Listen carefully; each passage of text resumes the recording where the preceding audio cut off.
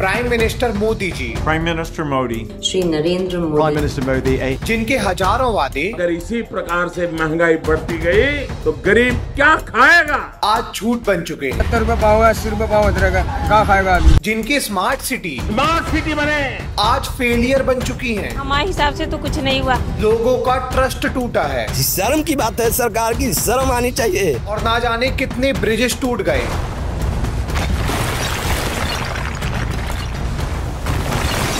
आज टाइम आ गया है देश के पीएम के झूठ को पकड़ने का। देखो एनआईए ने पकड़ लिया। वैसे तो इन्होंने बार बार झूठ बोले हैं, लेकिन आज हम इनके 9 झूठ की बात करने वाले हैं। नेता टाइप आधा काम मत करो, सब्सक्राइब के साथ साथ बेल आइकॉन भी दबाओ। देखिए, साल 2013 का चल रहा था। नरेंद्र मोदी एक स्पीच के दौरान कहते हैं, क्या दिल्ली सरकार ने आपको रोजगार दिया है? मैं जरा नौजवानों को पूछता हूँ, क्या दिल्ली सरकार ने आपको रोजगार दिया है?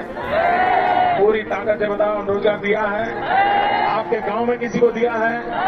आपके परिवार के किसी को दिया है? आपके यार दोस्तों को दिया है? और उसके बाद भी फिर अभी कह रहे हैं कि हम 10 करोड़ को रोजगार देंगे। अब इस समय कांग्रेस की गवर्नमेंट थी तो मोदी जी ने बोला कि कांग्रेस ने आपके साथ धोखा किया है। भाइयों बहनों, ये कांग्रेस ने आपसे धोखा किया है कि नहीं किया है?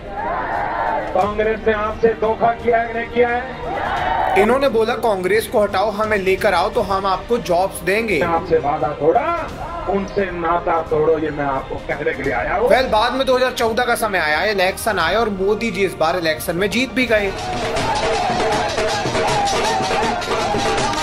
बाद में जब ये देश के प्रधानमंत्री बन गए तो ये आके कहते हैं कि बड़े बड़े एग्जाम जो होते हैं जैसे एसएससी, यूपीएससी, इसमें वैकेंसीज जो हैं ये बढ़ गई हैं। देश में सरकारी नौकरी देने वाले प्रमुख संस्थानों जैसे एसएससी, यूपीएससी और आरआरबी पहले के मुकाबले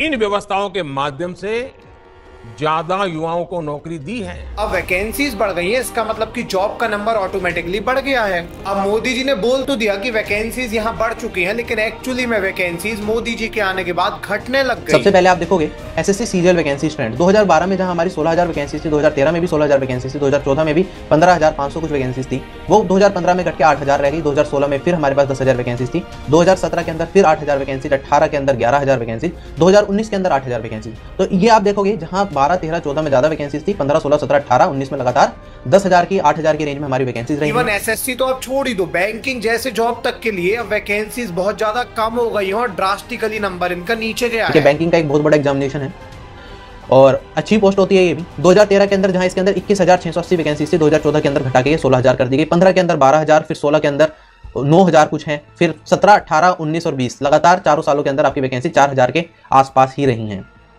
तो अगर मैं मोटा मोटा देखूं यहाँ पे 21,680 से लेकर 2013 में जो वैकेंसीज थी, अब ये 4,000 वैकेंसीज हैं, तो लगभग हमारे पास यहाँ पे 20% तक वैकेंसीज रह गई हैं। और यही है मोदी जी का नंबर 1 झूठ जो उन्होंने तब बोला था जब ये सत्ता में थे भी नहीं। एक ऐसा झूठ जहां ये कहते हैं कि कांग्रेस आपको जॉब नहीं दे रही है, हमारी गवर्नमेंट आएगी तो आपको ज्यादा जॉब मिलेंगी, लेकिन इनकी गवर्नमेंट आने के बाद जॉब उल्टा घट गई। अब देखिए, ये तो जॉब का सेक्टर था, लेकिन इनका नंबर 2 झूठ पकड़ा जाता है हेल्थ के सेक्टर में। एक्चुअली में जब नरेंद्र मोदी पीएम बन जाते हैं तो ये कहते हैं कि बिहार के अंदर एम्स खोले जा रहे हैं। इन्होंने बोला कि बिहार के अंदर देवघर से लेकर दरभंगा तक एम्स खोले गए हैं ताकि लोगों को अच्छी हेल्थ मिल सके। बेहतर स्वास्थ्य सुविधाओं के लिए देवघर से लेकर के बिहार में दरभंगा तक इस प्लानिंग के साथ नए नए एम्स खोले गए हैं ताकि लोगों को इलाज के लिए सैकड़ों किलोमीटर दूर न जाना पड़े। मोदी जी जब ये बोलते हैं तो वहाँ के जो लोग थे वो भी देखने जाते हैं कि एक्चुअली में कहाँ पे एम्स खुल गए, भाई कहाँ पे लोगों का ऐसा इलाज वगैरह हो रहा है, अच्छी हेल्थ मिल रही है। जब लोग यहाँ पता लगाने के लिए जाते हैं तो लोगों को कुछ ये देखने को मिलता है। दोस्तों, अभी हम दरभंगा में हैं, जहाँ पर मोदी जी कल बोले हैं कि दरभंगा में एम्स खुल गया हुआ है।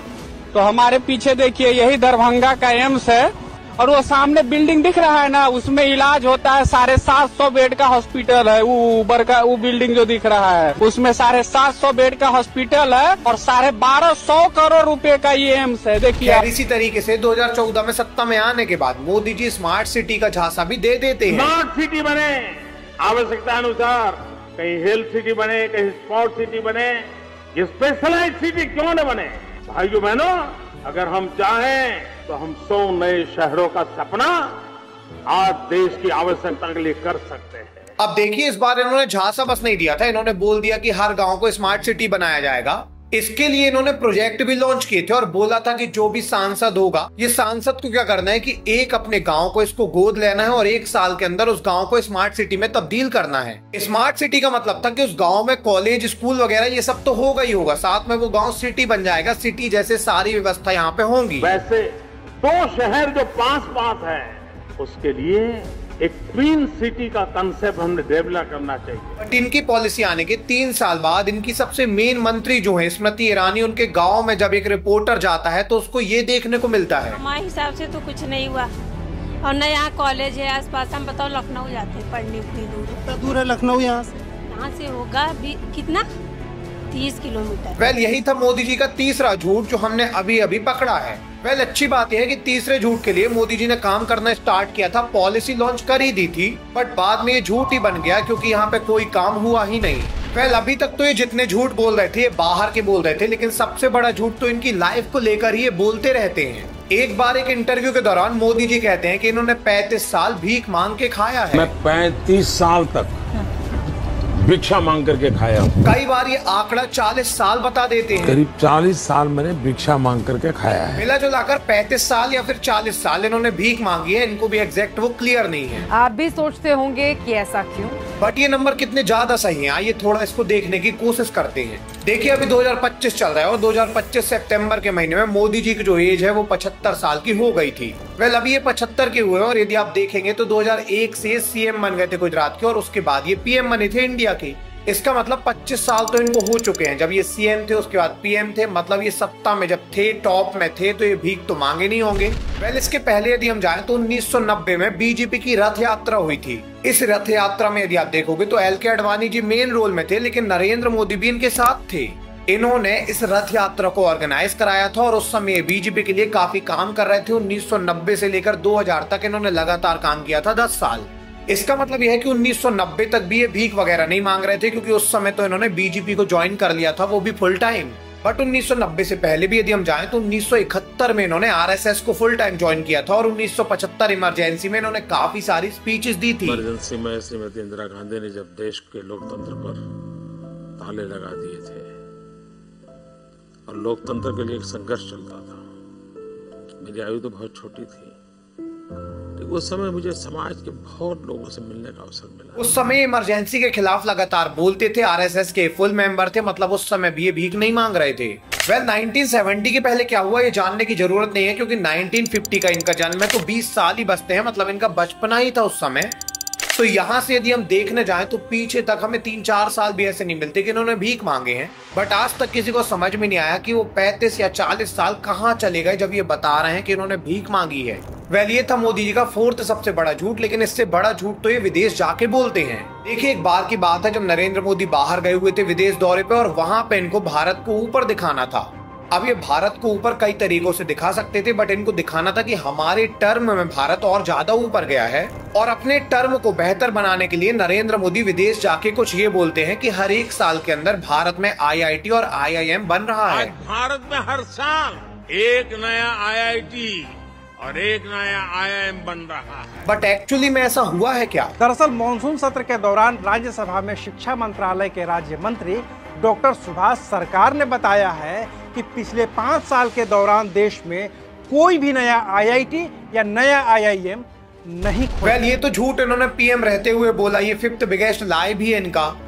बट इससे भी कमाल बात यह है कि पीएम जब ये नहीं थे, 2012 में भी इन्होंने झूठ बोला था जब ये सीएम थे। देखिए, बात है 2012 की। गुजरात के सीएम नरेंद्र मोदी जी कहते हैं कि रुपया इतने नीचे कैसे जा रहा है, ये जवाब देना पड़ेगा आपको, देश आपसे जवाब मांग रहा है। इस समय रुपए जो है ये काफी नीचे जा रहा था, लगभग 50 रुपए हो चुका था $1 के बराबर। तो ये कह रहे थे कि रुपए इतने नीचे जा रहा है और ये बहुत ही बेकार चीज है। अरे नेपाल का रुपया नहीं गिरता है, बांग्लादेश की करेंसी नहीं गिरती है, पाकिस्तान की करेंसी नहीं गिरती, श्रीलंका की करेंसी नहीं गिरती।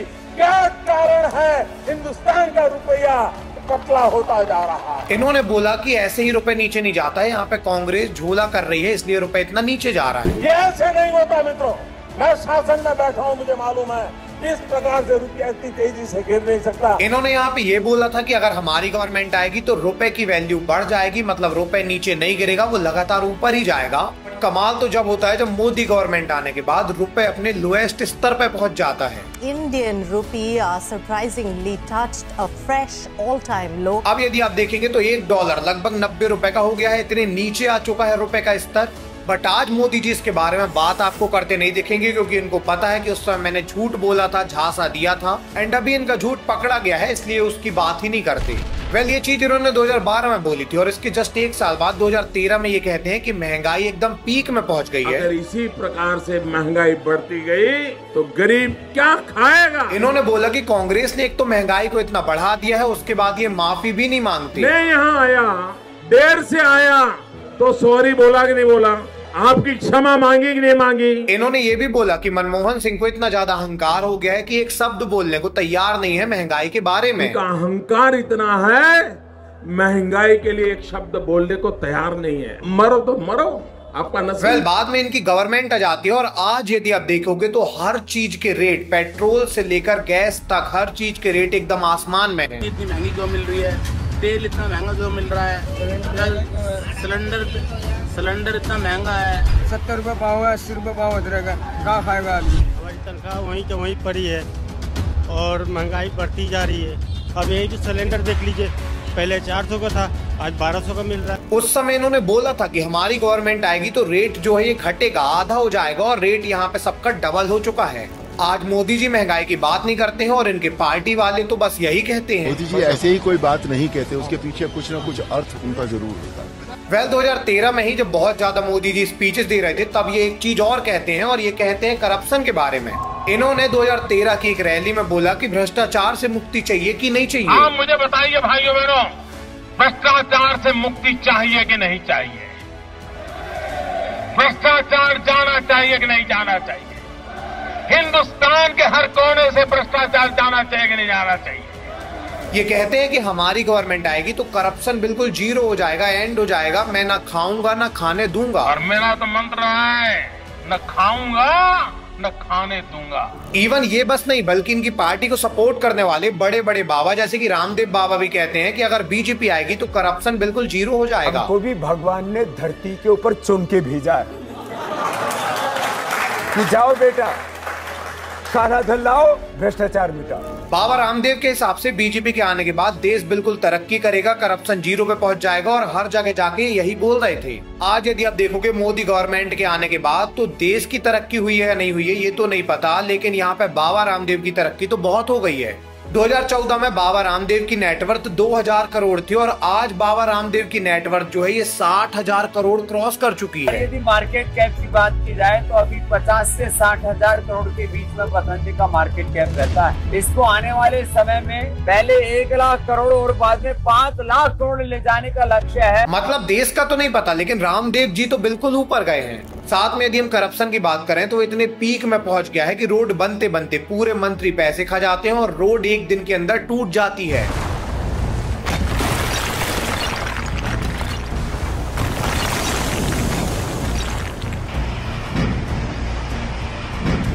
खैर, यहां तक अभी 8 झूठ ऑलरेडी इनके हो चुके हैं, जो छोटे मोटे झूठ नहीं है, बहुत बड़े झूठ है। आधे झूठ मैंने आपको 2014 के पहले के बताए हैं, आधे झूठ मैंने 2014 के बाद के बताए हैं जब ये पीएम ऑलरेडी बन चुके थे। बट इन सब में एक सबसे बड़ा झूठ निकल के आया है जिसको मैंने 9वें नंबर के लिए रखा है।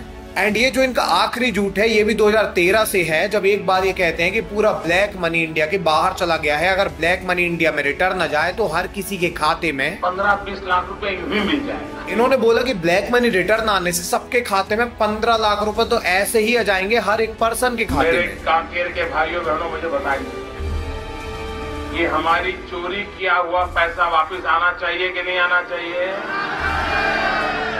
ये काला धन वापस आना चाहिए?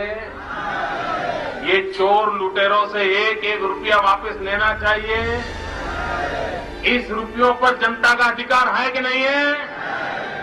ये रुपया जनता के काम आना चाहिए? अरे एक बार ये जो चोर लुटेरों के पैसे विदेशी बैंकों में जमा है ना, उतने भी हम रुपये ले आए ना तो भी हिंदुस्तान के एक एक गरीब आदमी को मुफ्त में 15-20 लाख रुपए यूं ही मिल जाएगा।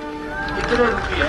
आज यदि आप देखोगे तो लोग बीजेपी से यही सवाल पूछ रहे हैं कि एक्चुअली में 15 लाख रुपए कहाँ हैं और कब आएंगे। लोगों का कहना है अब तो 15 साल भी होने वाले हैं नरेंद्र मोदी को, अगर 15 लाख रुपए अभी भी नहीं आ पा रहे तो कब आएंगे ये। बट अभी भी बीजेपी के नेता तो यही बोलेंगे। मोदी जी ऐसे ही कोई बात नहीं कहते, उसके पीछे कुछ न कुछ अर्थ उनका जरूर होता है। वैसे ये इस वीडियो के 9 झूठ जो मैं आपसे बताने वाला था मैंने बता दिए हैं, बट इस वीडियो की जब मैं रिसर्च कर रहा था तो मुझे लिटरली बहुत सारे झूठ मिले थे।